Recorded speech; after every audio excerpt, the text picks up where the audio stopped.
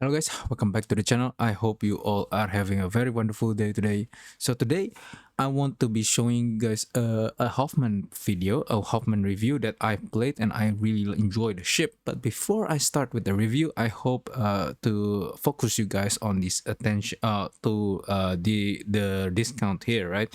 Because right now the premium time for the 360 day premium time has been discounted. You can see there from 24,000 gold to be 12,000 gold. So make sure you, if you want to you have the money, make sure to purchase this, because this is the cheapest premium time you can ever have in this game, bar none. Okay, every single Christmas Eve, every single December, that's when you want to purchase your premium time, right? So make sure, if you still want to play the game, or you plan on playing the game in this year, so in next year, so make sure to get the ship 12,000 gold. I don't know how much dollars that is, but it's very cheap.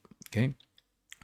Or you can also buy with credit boosters, but I do believe that this shouldn't be that expensive.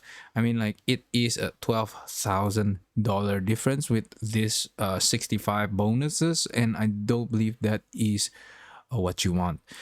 So I do believe that you want to just get the normal one without this one. Okay, so also I want to talk about this random bundle here. If I already totaled all the gold that you have, so you first have Santa containers here, super containers, D-Day, Lunar New Year, Soviet era, Santa gift, Journey to the West, Black Friday, Battle of Java Z, etc. What's this one? Yeah, this one, Battle of Java Z. This one is the useless camo one. I mean, camo right now is already very useless.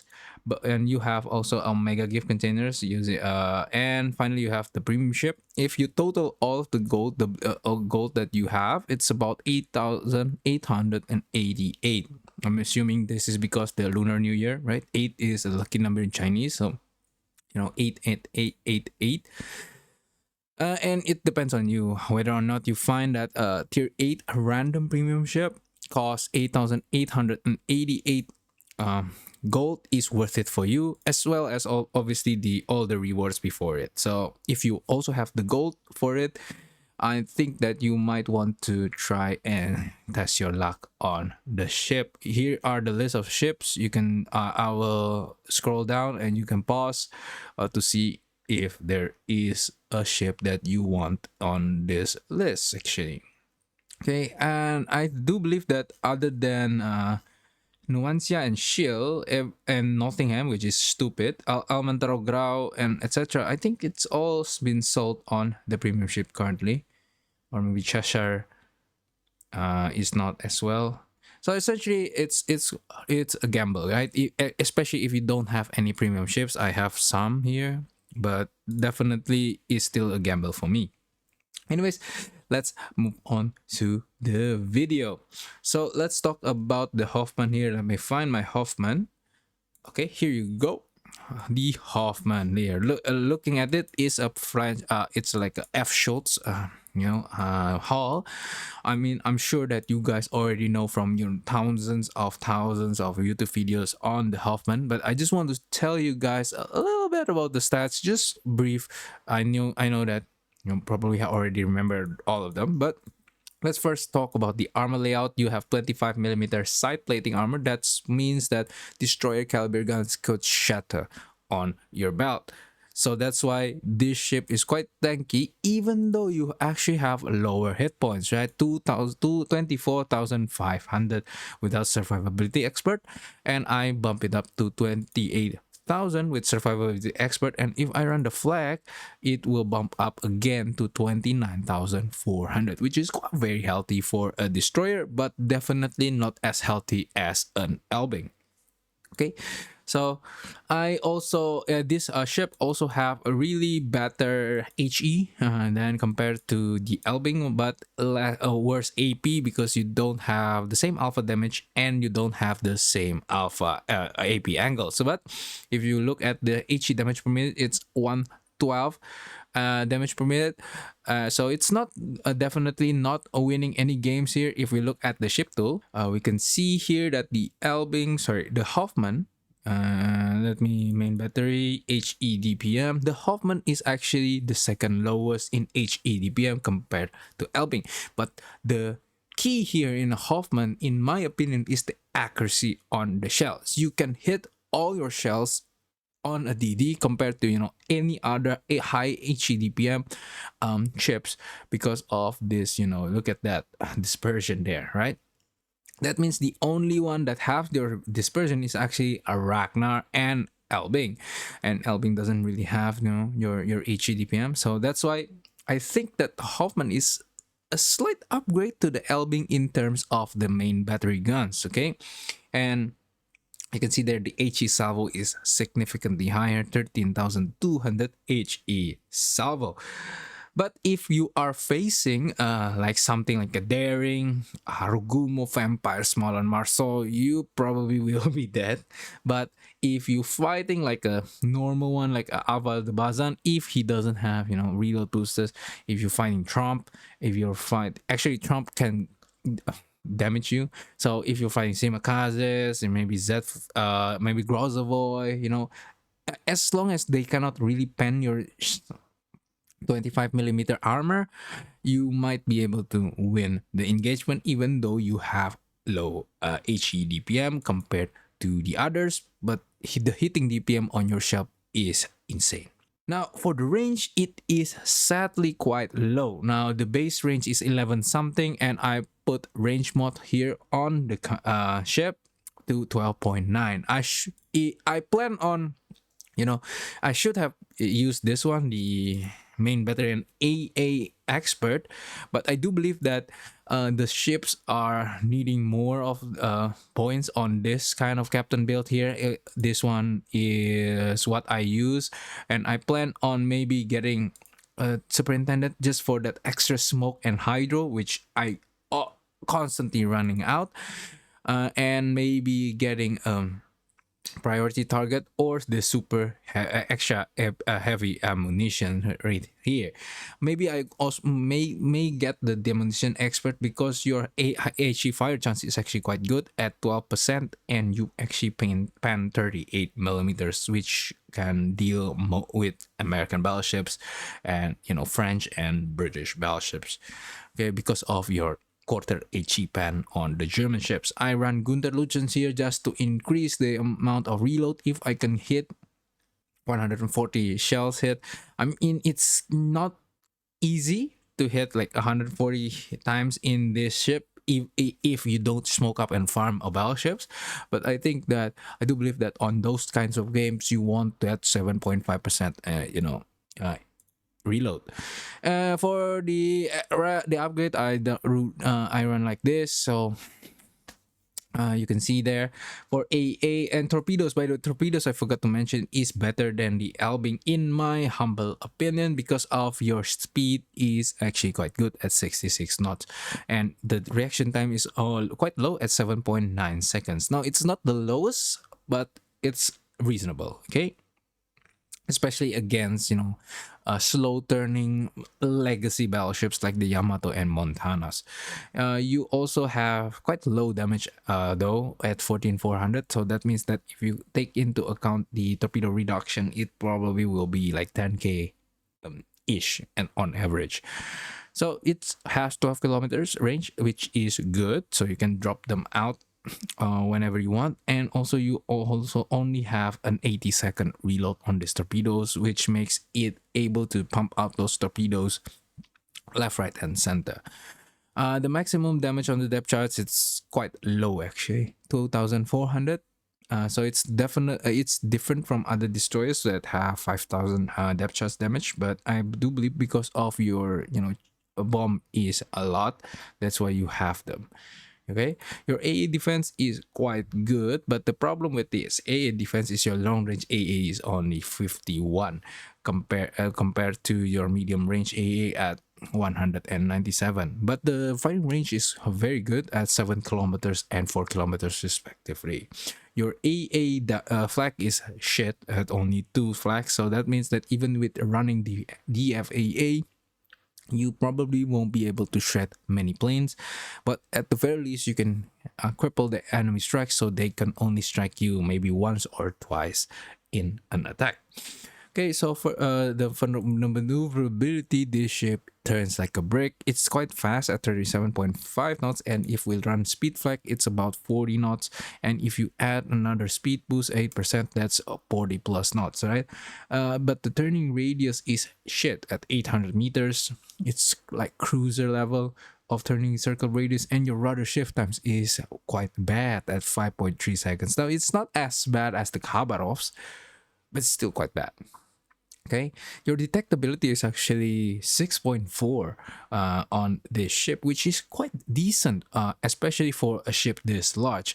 Now, you have a 6-kilometer hydro, so that means that if you want to push and cap contest, you can do the German gimmick of cap contest, pop smoke and pop hydro. So that is quite a decent gimmick, especially since your hydro lasted for a long time compared to enemy radar. Now, you might need to watch out for cruiser radar, etc., but DD's radars, you most likely can brush it off again and wait the 15-20 seconds that the radar is on. Now, you also have smoke. I do believe this smoke is the standard German smoke. I forgot if it's true or not. Let me check on the ship tool for a second.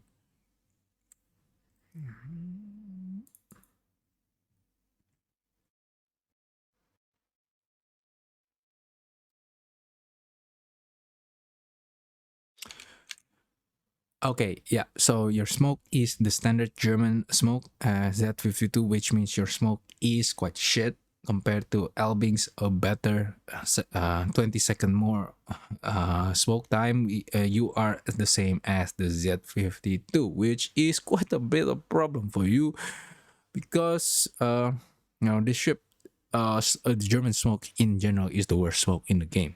But you also have a 180-second speed boost compared to the rest of only 120 seconds on the Z52 and the Elbing.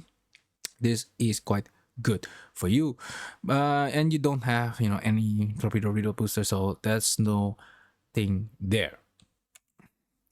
Anyways, for the flag, I do believe that I don't really want to get any signal flag. I know I'm quite cheap like that.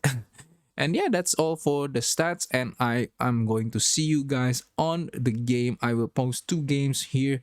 One of them is where I deal like a lot of damage, and one of them I do believe if I remember correctly, I managed to also deal quite a lot of damage in this ship, and I really enjoy this ship. Okay, so without further ado, let's move on to the game.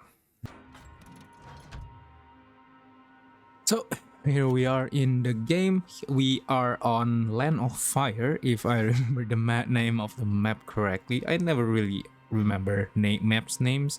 And we spawn on the seaside here, and we spotted this Los Andes. Now this Los Andes, I do believe that he will get out of this gap here, but I just want to torp him in the gap general direction of this gap, just in case if there is someone following him from behind, he will be able to get hit by these torpedoes. But it turns out, because of our Satsumas and our friends Van Oranje, we the Los Andes actually turned into inside the gap here.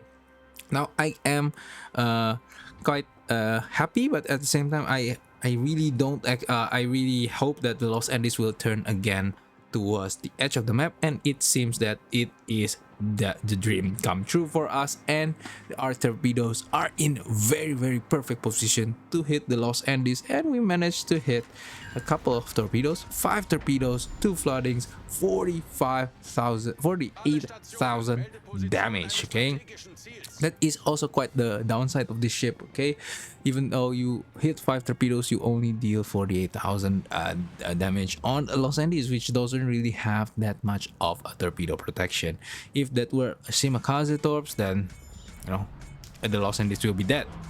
Now we are radared here. I don't know which one is radar me, but after I saw the minimap, it's the black, the DD that is radar me. So that's why I just push into the black, because I know that the black actually radared the Changmu and not me. So I pop my hydro because we have 6 kilometer hydro on the ship. We managed to caught this black off guard, and we managed to push him off the cap, so we can cap it right now. The Los Andes is slowly going down through fire, so I pop my smoke and try to farm this black. Now this is my first game in the Hoffman, and I haven't checked the stats. I should have just fired HE here, but I thought that because of the Elbing line, etc., you want to fire HP even on destroyers. So yeah, that's why I'm shooting AP. I should have just shot HE on the black, and I probably could deal more damage there in that 2 salvos. The Prince Van Oranje is moving away because he knows that the flank is slowly getting lost by his team. And yeah, you can see there, because of the not great pan angles, the standard pan angles on the ship, you will still bounce a lot of shells, and as well as you don't have the standard fuse time, the improved fuse time that the Elbing has, so you will have more overpan actually. So in essence, in this ship, you really, I believe you want to shoot your HE more than the Elbing one, and maybe on like semi broadside or targets that you can citadel, you want to use AP in. That is only my opinion though. Now the black have been pushed back, and the Prince Van Oranje has been pushed back from the side of the map, and I do believe that because we need to get the B cap soon. And I don't know what I'm doing here. I'm trying to wait and maybe bait the black going back, and I'm waiting for this Changmu to spot. But this Changmu is quite low actually, and he doesn't really seem to run survivability expert, because or maybe he is not fully upgraded, because I saw like very low health on him. Fast forward here, we are facing a Maso, which is not good for us. Now our team is still on the game, but the A cap have been capped, and we are losing that side quite decisively. Now because I haven't shot the gun, this Marceau is spotted by me, but he is quite smart actually, and he probably want to try and kill me, and so he pushed me again.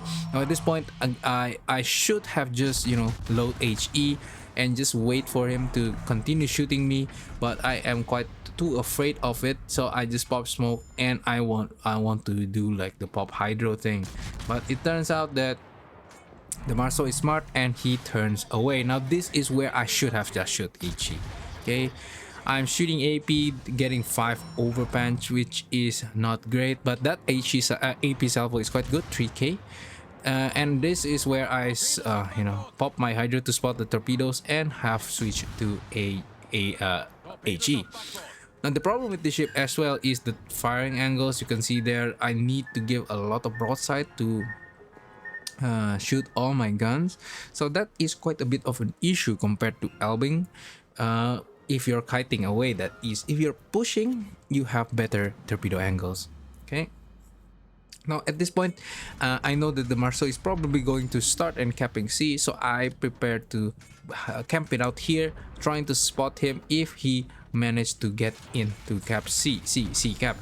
But our CV actually managed to spot the Marceau here. He's sending his torpedo planes. Now the email man doesn't really deal with destroyers that well, especially for a highly maneuverable ship like the Marceau. So that's why I need to shoot the Marceau just so that I could reset the cap. Okay, and yeah, we managed to hit one shell, and we managed to reset one cap, and the torpedo bombers actually forced the Marceau away from the C cap. Now at this point, I noticed that I need to capture the B cap, while also trying to keep on shooting this Marceau and hoping he actually reverses into my torpedoes. But sadly, he probably have spotted it, because we have about 1.7 kilometer detect on our torpedoes. So yeah, I think he have spotted it already. And plus he has engine boost, and that ship is quite maneuverable in acceleration wise. So even if he is caught off guard, I do believe that he still have enough time to get out from that torpedo that is heading towards him. Now we are moving towards the B cap here, and we are capping. Our team is kiting away in the A side because of the enemy's powerful flank, and our team is pushing the enemy spawn, which is always a bad idea, guys. You don't want to push your enemy spawn, especially facing two destroyers and a Prince Van Oranje. As you saw from my previous video of the Prince Van Oranje, you don't want to push on against this ship, guys.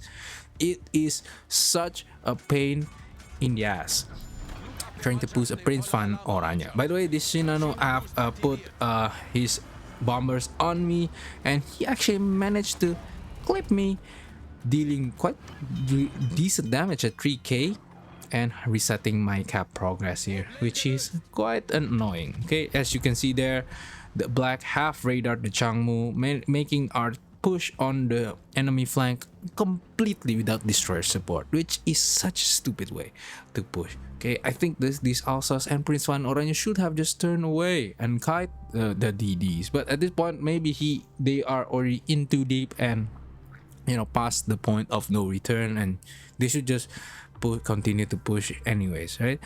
But you don't really want to do this, guys, especially against two DDs. Okay, this is just a lesson for you guys. Now I decided to just leave them to their fate to die, getting found by the Oranje Black and the Maso, and I managed to cap this B cap.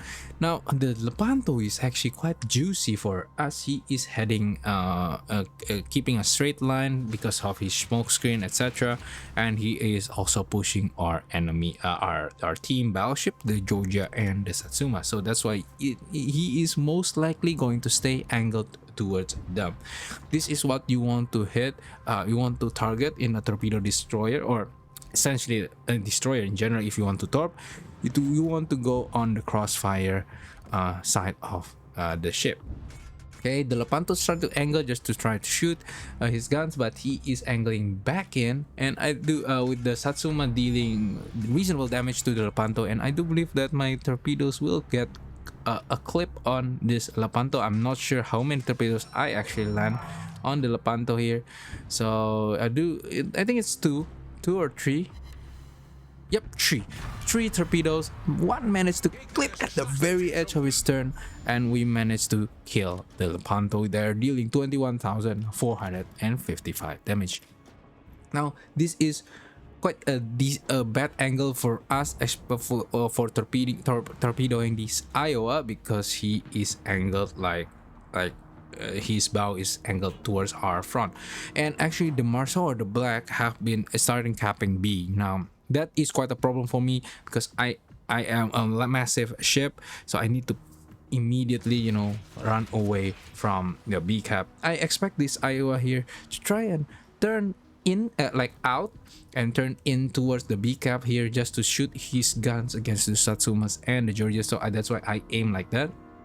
And my torpedoes, the Prince Van Oranje on our team has died, and Alsace is going to get farmed by both the carrier and the Prince Van Oranje. Okay.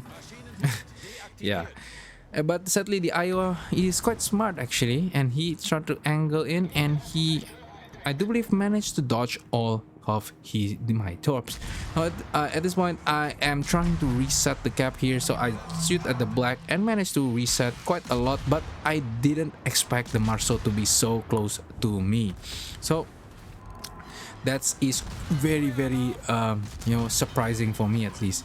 And the Marceau is actually spamming me a lot with HE. Now I know that at this point the Black will radar me and I will probably be dead, so I decided to just do a hydro smoke combo and try to deal as much damage to this Marceau as possible before I get radared by the Black here. Now the Marceau get away from my radar range, hydro range, but because of our plane spotting, we can spot him, but we actually we sadly miss our salvo here. There goes the black radar, and I decided to, this is my last chance of living. I can't really deal with the Iowa now, because the Iowa probably will be able to expect that. So I shoot at the Musashi, knowing that he's turning circle, and radar ship is not that good, and he do start maybe he believed that I torped the Iowa, dealing as much damage to this black as possible before dying. And I should have continued to shoot HE, but I switched to AP, so that we deal minimal damage to the black, dealing only 3,500 damage. But our torpedo prediction on this Musashi is very good. He is not expecting that I drop torpedoes for him. He is expecting probably getting hit get my eye launch torpedoes for the Iowa, and we managed to hit 4 torpedoes. And actually, if he has more health, I will be able to hit 5 torpedoes on him. But we still 25k for 4 torpedoes, which is quite low again, because obviously Musashi has Yamato's torpedo protection at 50 something percent, which is really heavy. Now at this point, the game is essentially lost. We only have a in Imelman, Satsuma, and a DD. So yeah, let's just go for the here you go, the stats. Here you can just see all of them. The Prince Van Oranje is farming those ships that push to their spawn. And yeah, that's all for this game. Now on to the next game. Here I spawn on the I forgot this map. I think it's Atlantic or something, and we spawn on the A side. We managed to spot out the marker here, which is a really bad destroyer at tier 8, and he pops smoke. Quite cute, actually. Yeah, at this point I decided to smoke up both my Sherman and me, but sadly the Sherman also at the same time dropped torpedoes here. So torpedoes drop the smoke here, so that's quite a missed opportunity there on the Sherman. And this marker actually don't know that I have hydro, so I managed to get him again, and we managed to deal quite significant damage to that marker there, dealing leading the total of how many is that, 7,300 plus 4,300, that's about 11 plus 11,600 damage on the marker there. But sadly we cannot finish him, and because we got spotted, we are getting a lot of damage on our ship. Now this is actually also the problem of this ship. You can see there, even though with range mod we only have 12.9 kilometer range, guys. It's so low in a tier 10 destroyer and a tier 10 gunboat that that is, right? So I'm really debating on whether I want to get the range on the commander skill, or maybe I want to get more smoke. So that's really hard for me, and I do believe that at later on I will try to maybe gauge what build I want. Okay, so I'm doing here is screening for my pushing battleship. I could just head towards B, but I do believe that the marker is quite a torpedo threat for our team, especially we don't have a battleship that have hydro on. So that's why I need to be the screening ship ahead of the push, even though what you should do at this point is should be going to the B cap and try to cap B. Okay, but again, because our team is pushing here, you as a destroyer need to screen in front of them just to scout any potential torpedo threat and any potential DD threat that you can get ahead of the team. Okay, so at this point the enemy is on full kiting mode. Izumo here burning 3 fires and from our Los Andes, Azuma, Hipper, and Shikishima. This is not a fun ship to push at, Azuma and Hipper. The Hipper one is quite questionable, but the Azuma one is quite scary as a pushing battleship. And skipping ahead here, we managed to shoo them away farther, and I decided that because the Sherman will screen for the ship, I decided to just go to the B cap and try to cap it. As well as the enemy team has started to move towards the edge of the map in C cap, trying to deal with our Prince Van Oranje and Wisconsin. That means that the B cap is clean for us to take. Okay, and our torpedoes here, sadly, if you are a torpedo boat, etc., if you are firing at kiting ships, that is going to be miserable for you, because you probably won't be able to hit any of your torpedoes just because of the increased reaction time that they get, and also as well as you don't have enough range to hit them. Okay, so we are forced to cap this cap, even though we can't really damage them at all. But skipping again on the video here, we managed to deal again against the Kashima and the rest with our team, and we need to defend the B cap against the onslaught of the enemy from the C cap after dealing with our Prince von Oranje and Wisconsin here. The Duncan here is pushing through the gap here on the 8E8 or D8 square. So I dropped torpedoes in the channel, the exit of the channel, and the platoon of destroyer there, the Gdansk and Shimakaze, is pushing in towards our B cap, not knowing that we have a Yuminade, a Pozaski, and a Sherman ready to accept the Gdansk with open arms. Now we pop our hydro here, trying to push the smoke to catch this Shimakaze off guard. He still is he's still inside the smoke, and we managed to spot him out. So this is actually a mistake on the Shimakaze side. He should have known that the Hoffman has 6 km hydro. He should have just run away, but sadly he don't, and yeah, he ran aground, and our torpedoes on the Duncan actually managed to kill him. We managed to hit two torpedoes, and because of the Duncan's low torpedo reduction, we actually deal 21,170, each of the torpedoes dealing 10.5k damage. So yeah, again, it's your average damage for your torpedoes in like tier 8 to 10 battleships, okay, because most of them have like 30% torpedo protection. Okay, now at this point I am quite afraid of this Bismarck actually having hydro on, because their secondaries could hurt against our destroyer that is not quite healthy. That's why I'm checking the hydro range on the Bismarck and turning away, trying to make sure that I'm not 5 kilometers near the Bismarck. Okay, our torpedoes managed to deal damage to the Bismarck, 2 torpedoes, 1 flooding. I'm assuming we deal like 15k or 20k damage. I don't know, but I do believe that we quite deal good amount of damage, and he is flooding as well. Okay, so he doesn't have damage control.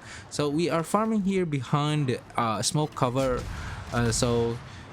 we are not detected, and this is also one of the benefits of your short range. Okay, if we have this commander skill, that Azuma there on the E9 block will be able to spot us, but because we only have 12.9 kilometer, we can farm this Bismarck without getting spotted. Okay, and yeah, after this game, after that, it's cleaning up, and actually we are trying to catch this GJ